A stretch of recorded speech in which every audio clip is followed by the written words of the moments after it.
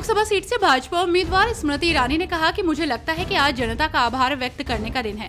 जो जीते उन्हें बधाई देने का दिन है। संगठन का स्वभाव विश्लेषण करने का है और संगठन विश्लेषण करेगा। एक जनप्रतिनिधि के नाते ये मेरा सौभाग्य रहा कि मैंने हर गांव में जाकर काम किया। हार या जीत के बावजूद मैं लोगों से जुड़ी और ये मेरे जीवन का बहुत बड़ा सौभाग्य है। कांग्रेस नेता और केरल के एलओपी वीडी सतीसन ने कहा कि केरल के मतदाताओं ने राज्य में यूडीएफ को शानदार जीत दिलाई है। इस जीत के चलते कांग्रेस भविष्य में लोकतंत्र और धर्मनिरपेक्षता की रक्षक बनेगी। हम केरल में यूडीएफ को शानदार जीत दिलाने के लिए केरल के लोगों और मतदाताओं के आभारी हैं। राष्ट्रीय स्तर पर कांग्रेस के नेतृत्व वाला भारत गठबंधन एक शक्तिशाली जीत के साथ लौटा है। कांग्रेस नेता और अमृतसर लोकसभा सीट से उम्मीदवार गुरजीत सिंह ओजला ने भारतीय चुनाव आयोग के रुझानों के बाद आभार व्यक्त किया है। वो 32,963 सीटों से आगे चल रहे हैं। उन्होंने कहा कि मैं कांग्रेस आलाकमान, राज्य नेतृत्व और मतदाताओं का आभारी हूं।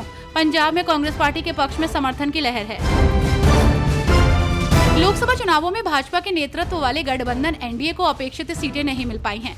ऐसे में सभी की निगाहें टीडीपी के चंद्रबाबू नायडू और जेडीयू के नीतीश कुमार पर टिकी हैं। दोनों नेताओं ने किसी समय कांग्रेस के साथ गठबंधन किया है और कांग्रेस को उम्मीद है कि वे अभी भी इंडिया गठबंधन से किसी प्रस्ताव पर विचार कर सकते हैं।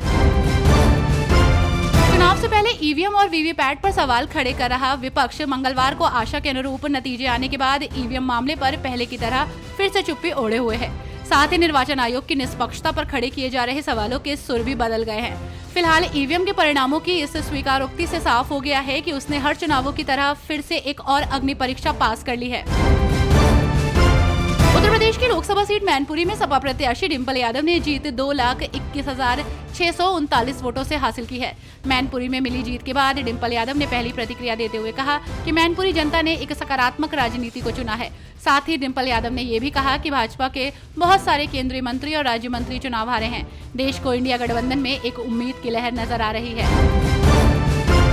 आज लोकसभा चुनाव के रुझान आने शुरू हो गए हैं और इस दौरान कांग्रेस के एक कार्यकर्ता 12 जनपद मार्ग के पीछे वाले रास्ते पर कांग्रेस का झंडा लिए हुए खड़े थे, जहां राहुल गांधी पहुंचते ही कांग्रेस के कार्यकर्ता को गले लगाते हैं। इसके बाद कार्यकर्ता ने कहा कि राहुल गांधी अपने कार्यकर्ताओं से प्रेम करते हैं। आज चुनाव का परिणाम आ रहा है, जिसको लेकर कार्यकर्ताओं में जोश देखने को मिल रहा है।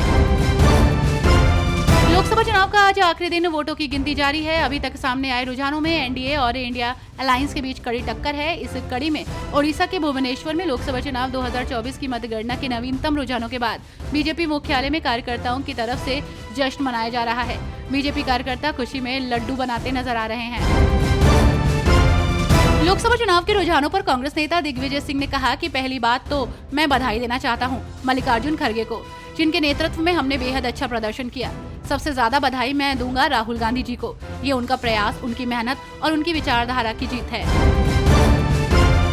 लोकसभा चुनाव 2024 में अप्रत्याशित आंकड़े देखने को मिल रहे हैं। देश की 6 लोकसभा सीटों पर निर्दलियों ने भारी बढ़त बना ली है।